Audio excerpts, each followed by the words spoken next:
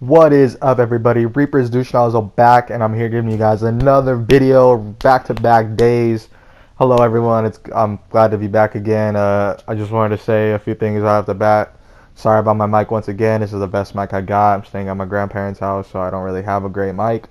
But another thing I want to just say is I don't know how many videos I'll be making in the future, but I know that I will be uploading The Evil Within 2 review, and I'll be doing a few funny gameplay and commentaries coming up after that. And I'm also going to have a lot more Fortnite videos and some GTA videos and Skyrim, all these other videos, all just going to come out. They're going to be great. So here's The Evil Within 2 first impressions. Now I'm going to have a review on this game. That's absolutely for sure thing I'm going to have. I just wanted to have a few impressions before I make my full review. I'm only about 7 chapters, maybe 8 chapters into the game. I've got about 9 hours down, and let me tell you guys, this game is absolutely phenomenal. I'm loving every second of this game, and I'm not gonna just say all the great things about this game because there's a few flaws. There's not a whole lot, but there is a few things that they're absolutely not groundbreaking. Get that right off the bat. But without further ado, let's get into this. My biggest concern coming into The Evil Within 2 was it going to be scarier or just as scary as the first one? When I played the first one, I set the mood to a moment. I set the mood right. I turned off my lights, I turned off everything, and I had my headphones in, and I got scared. I'm not gonna lie, I was a little bitch for a while, man. I was just fucking the game made me jump here and there. The Evil Within 1. And I love the story, and I found everything about that game absolutely, because it was new. With the way the story was, the way the gameplay was, we have not seen anything like it before. People would say like it's kind of like The Last of Us. The thing about The Last of Us and thing about The Evil Within 1 is that the story was absolutely different. Along with the guns, yeah, maybe there was the combat was a little bit the same, but not really. Like in this Evil Within 1, you were like meleeing and hitting with them with your knife. As in The Last of Us, you were punching people, you were shooting humans. In this game, The Evil Within 1, you weren't shooting any humans. You were shooting like zombie creatures. They're called the Lost. So coming into this game, that was my biggest concern, and I just want to say that I got even more scared playing this one than I did playing the first one.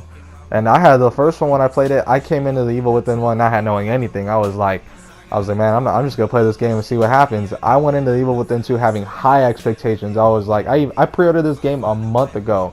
Before the game was in, I put the full $60 down. I was like, this game better be fucking good. Like, that's exactly what I said. I was like, it better be better than it. I was even okay with it being a little bit shorter than the first one. Like, my scale for The Evil Within 1 was a 9, and if I was even cool with this one being a 2, but this one was just I'm not gonna say, I want to wait for my review to say what my points, what one take. I'm gonna wait for my review to say what I think about the game fully, about what my full rating is on it, but it was definitely scarier than the first one, and that is just something that the Bethesda and IQ Games or whatever the other company is that helped on it did phenomenal on it. I totally appreciated that. From the first one going into the second one was a new, different ideal into the whole gameplay and story mode too. Because in this one, you start off, you're playing as the same guy from the first one, of course. So Sebastian Castellanos is the guy you're playing as, and you start off in a new stem. The stem process is this whole thing that you go underneath, and it's by this guy, like the whole company made that Mobius or some factory people motherfuckers. They made this thing called STEM where they created a whole different alternate universe, and they basically set it up to make it like a whole different world. The thing in that world is everyone that was in that world, like real life people went into this world, and to get into it you have to go through like this whole process, getting into a bathtub and getting your brain into it. So like you're basically transporting your soul into a different dimension or a different alternate world. And that's what Sebastian did in this one and in the first one. So all these people that you're seeing, they used to be human beings. So the people, you die in this, you die in real life. That's what sucks. So it's just as like doing everything all stealthy and doing everything to A1 is just as important as if you were really doing it with your real life body. It's as if you're really there. So the cool thing that sets this one apart from the first one is the new open world mechanics. In the first one, you were going through chapters, kind of like The Last of Us. You only get to be in certain spots, do certain things, you only get to be, you know, like in the first one you had to go through, you only could be at one spot at a certain time, and then you won't ever go back to that. With this one, they set it up into like about 5. So far, it's been 4 different locations for me, and I know that's been a lot. There's a little bit more, and it's called the Union. That's what it's called. It's called the Union, is what this place is. And what this place is like, it's a whole open world, and it's all set up into different cities and different places, and you get to explore, kind of like how Fallout was. You know, get to explore. There's different things you get to do, different places, and you get to just, it's open world mechanics in a way, and they basically did it so fucking good. Like I love the open world mechanics in this game, and it felt so new. It felt like, honestly, I believed I wasn't even playing Evil Within. I felt like I was playing something else. Like, this was a huge fucking difference, and it felt great. Like, I felt absolutely so refreshing to see this. Like, the cool thing about this game is that you're playing the Evil Within, but you're playing a new shed of coat. Like, I mean, a new point, like, fucking one take, bitches. They basically, the way I best explain it is, they made the Evil Within when they played this game, and they added a whole lot of new content. It's not even a DLC. This is its own separate game. So there's so many different things about this game that is just absolutely insane. And I love the open world mechanics.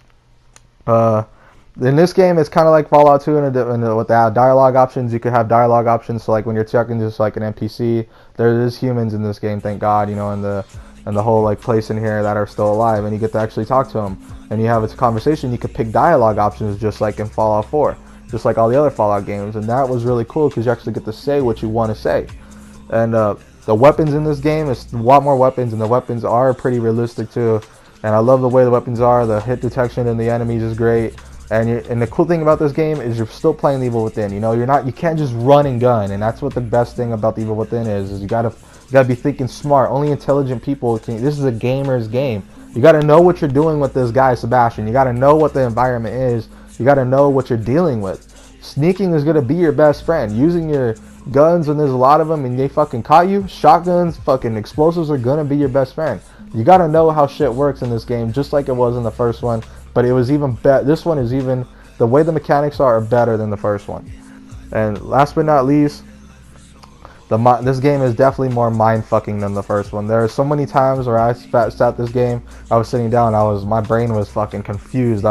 And not confused in a bad way, confused in a good way. You're like, whoa, that was just fucking crazy. Am I on acid right now?